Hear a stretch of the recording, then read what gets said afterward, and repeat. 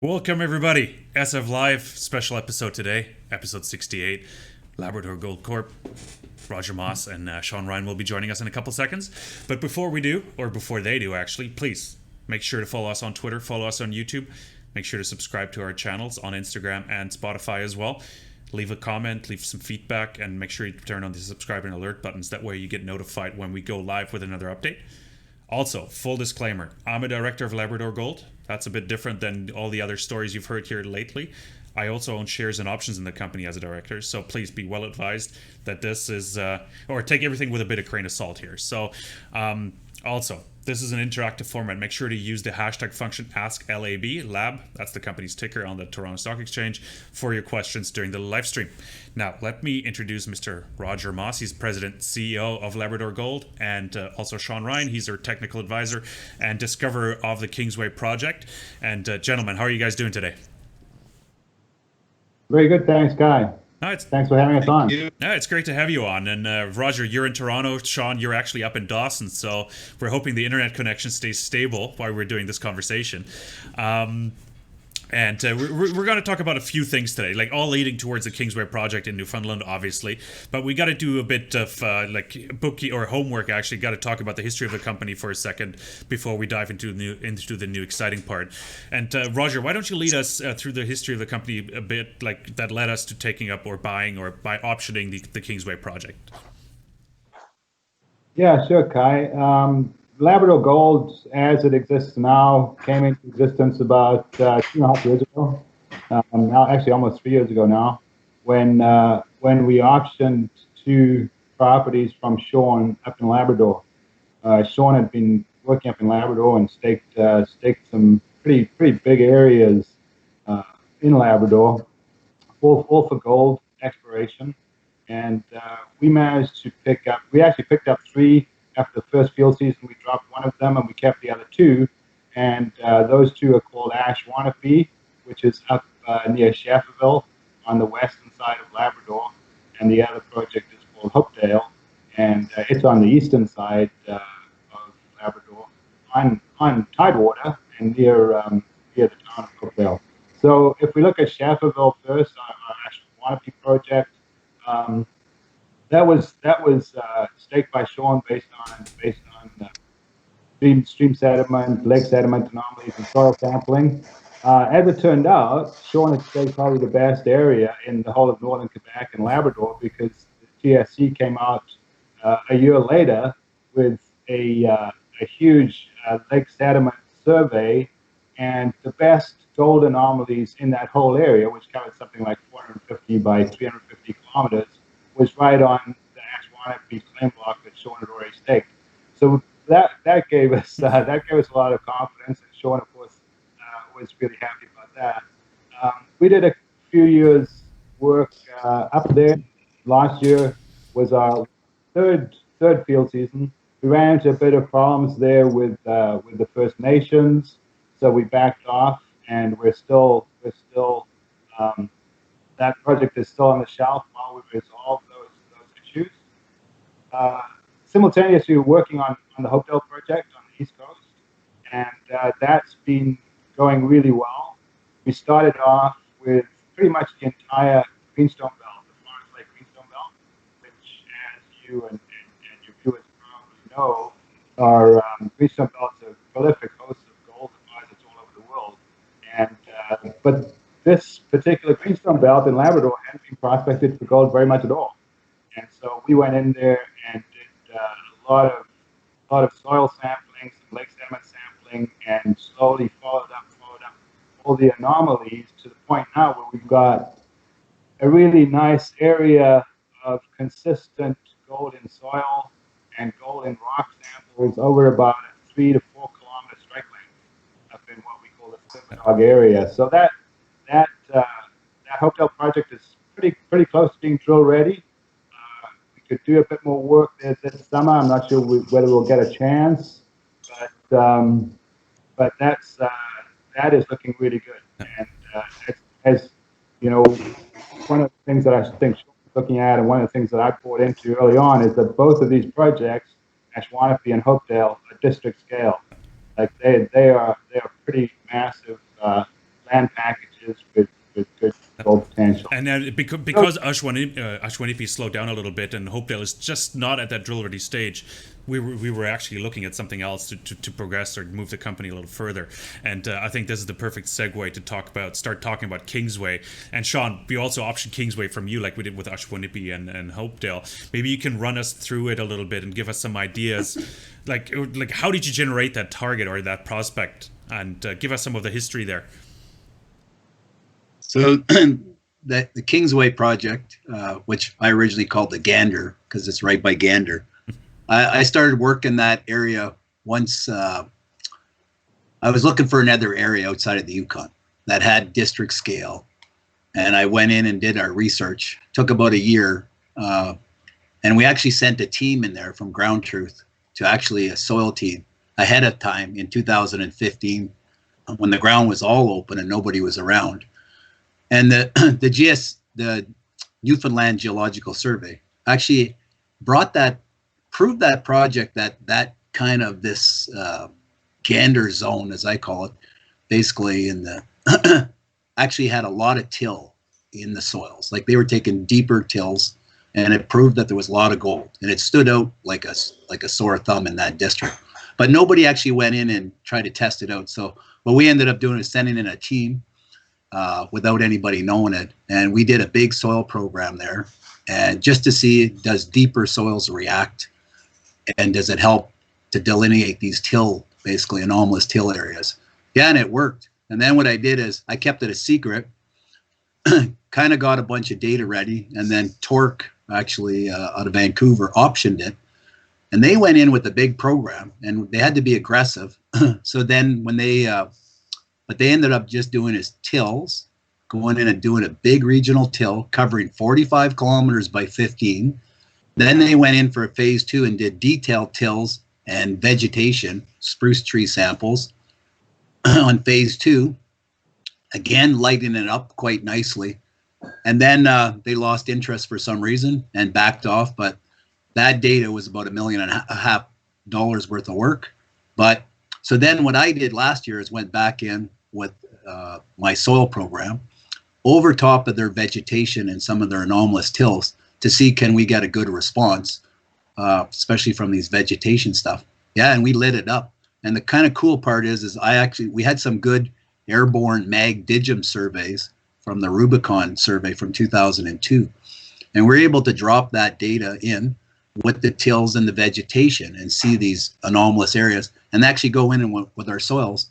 And we actually, basically the soils lit up in these linear features following the geophysics. So we're very confident the soils are working. And people had some questions about the soils because it's glaciated, but it looks like it was at the apex of the glacier, which means it was right at the middle, and it actually didn't move too much. So the soils are working there, and that's what the cool part is. Yeah, and the area we got from you now, like you had a big package before, and you really slimmed it down. And the package we got, which is now the Kingsway Project, is actually more the concentrated, the high level, or the high priority targets. Like, can you run us through that process, how you sort of narrowed down the target area? Well, it's so in Newfoundland, it's an escalating payment program for keeping your claims for assessment purposes. So now we're into year 3 or something. So it's going to cost, once Torque gave me back the project, it was going to cost some money to keep it. So what I ended up doing, because the till and the vegetation actually brought us to what I call the top 10% and honed us right in. I had 2,500 claims, which was this 45 by 15 tract of land, kilometers of land. We ended up paring it down to literally the top 10%, which was 250 claims. So what I'm getting at, so what we're working on, and that's the project I sold to Lab, is the Kingsway, is the highest, probably, like it's the highest gold values that we've got in this entire belt. And it just so happened, I didn't know this was happening, that we're tied on to Newfound Gold's basically project. So I'm very happy I picked the right side of the valley, because, but that's kind of how we ended up doing this. So so the science is working, and there's something there, and this is what Newfound Gold their drill hole kind of proved that there is the gold, the grades are there in this district. Yeah. Roger, what did Newfound Gold really discover? They put a drill hole in. That was a massive hit, and it's really sparked a lot of interest in the Ganda area. It seems like there's a new gold rush, and similar to the Klondike, I guess. And there's a lot of activity in the Ganda area. What do we have, or what's it that makes Labrador, and obviously the share price tells its story, exciting for investors right now? Well, I think that if we go back to when they announced their discovery, I think it was late January.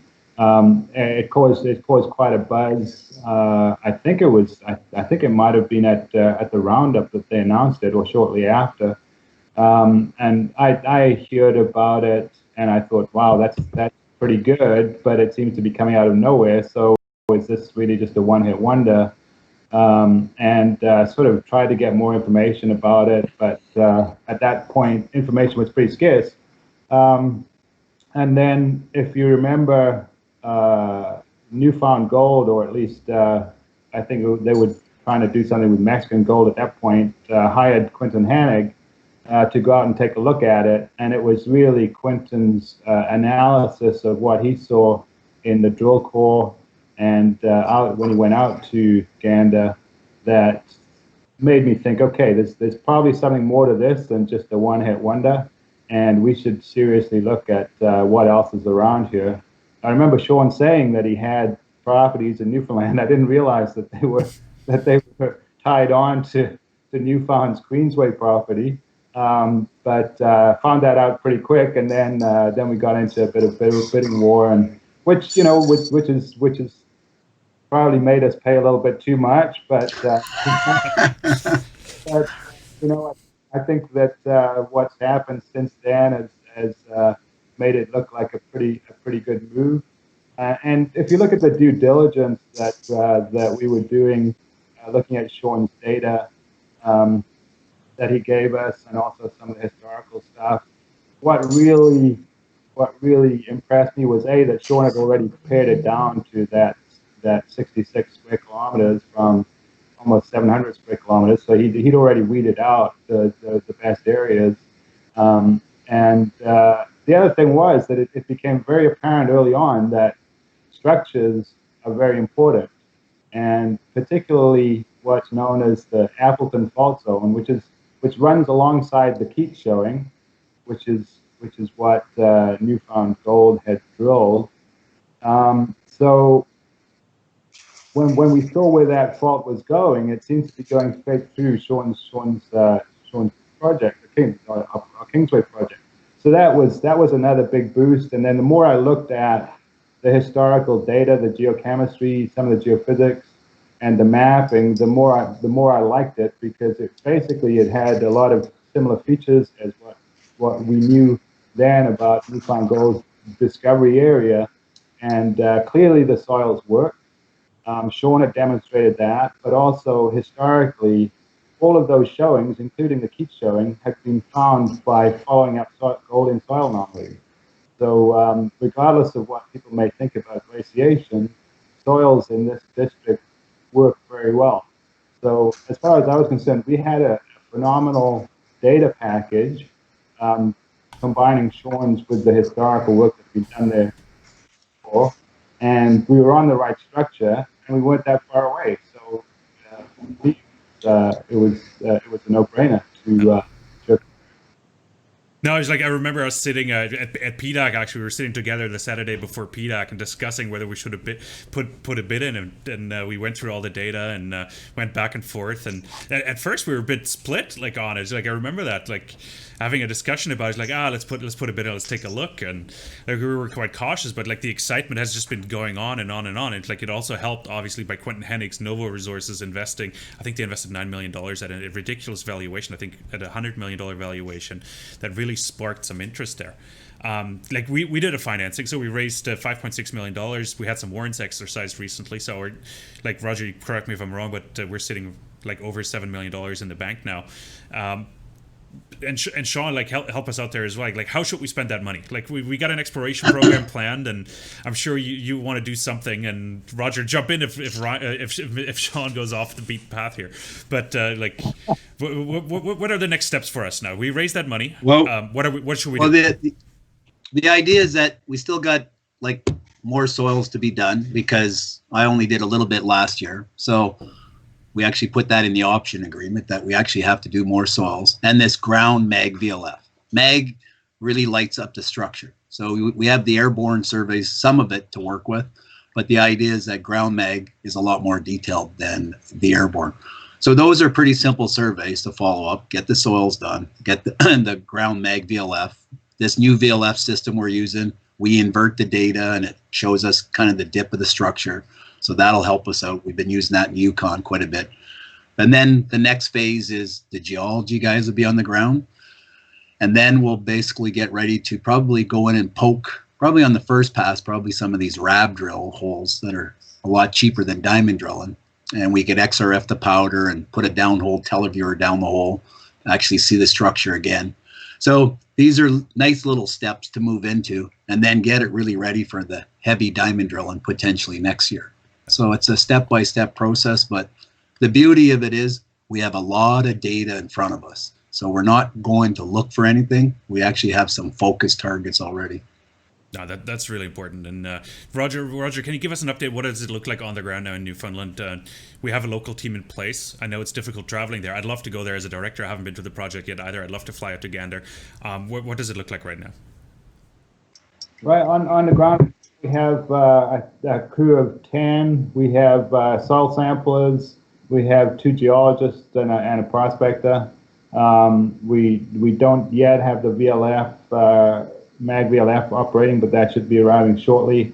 So yeah, we're going full out, collecting data, prospecting known sites of anomalous gold, and doing the mapping. The mapping of the structure is really important, and I've been hammering the geos about that. I said, like, I want more than just a dip and strike of the foliation. I want you to, like, figure out while you're out there mapping what's happening with the structure, because that's what's going to be directing the gold. Like, gold comes up in hot water, we call hydrothermal fluids, and it gets dispersed along fractures in the rock. So if you don't know where those fractures are or which way they're dipping, then you're probably not going to be able to drill them the right way.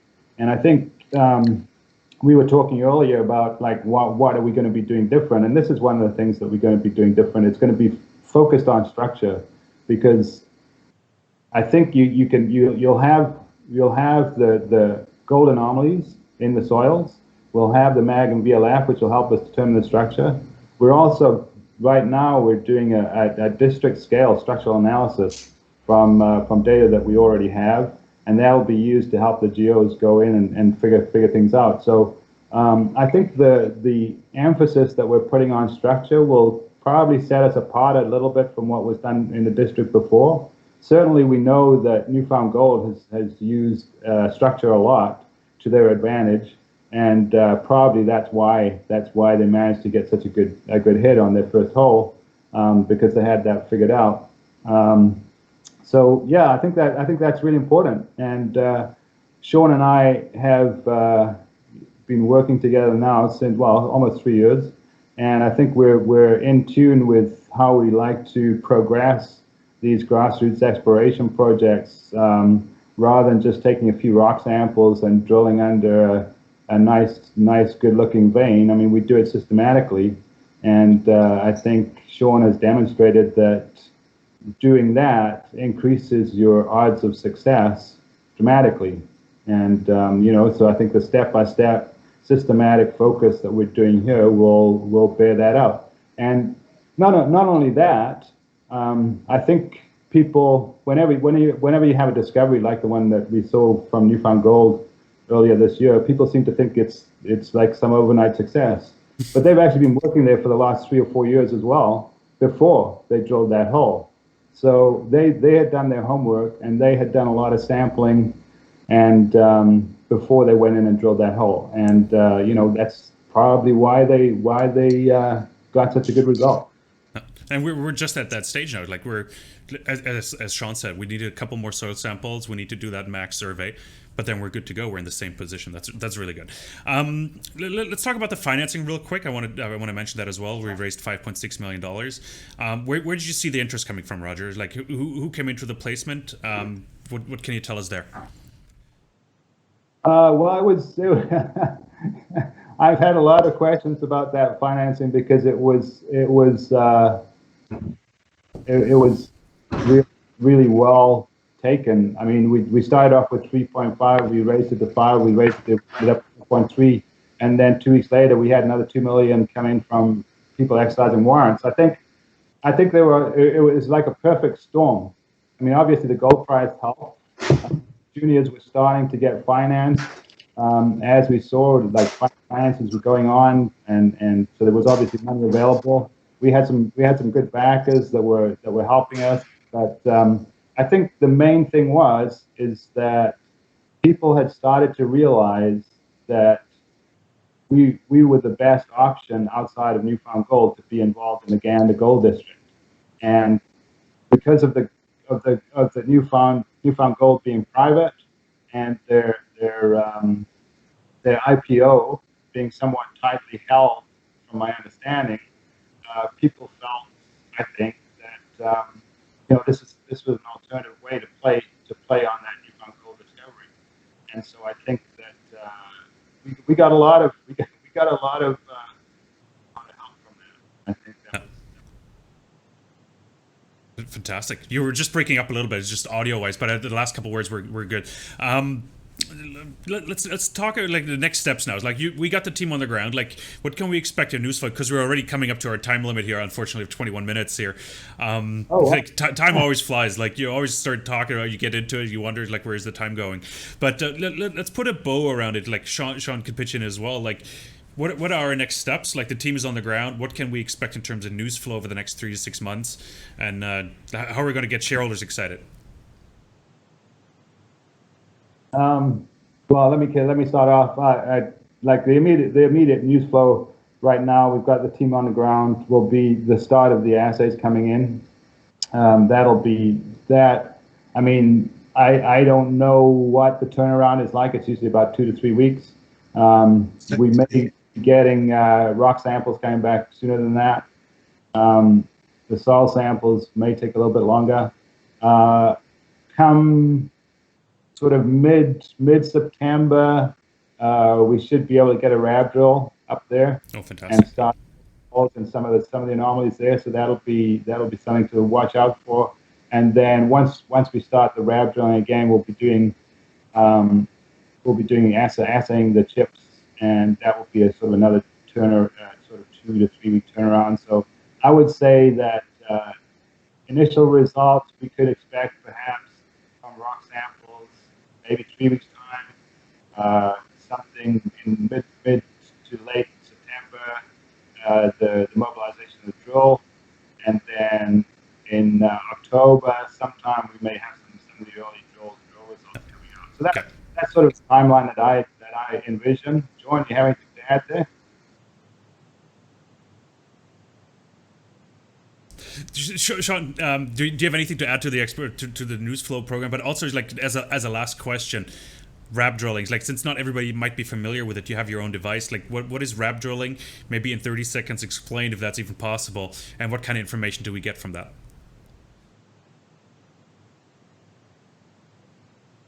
Shawn, maybe bro.